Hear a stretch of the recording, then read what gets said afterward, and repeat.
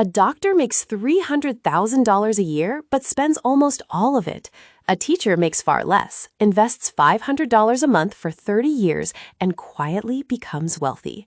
That's the difference between income and wealth. Most people think getting rich is about working harder.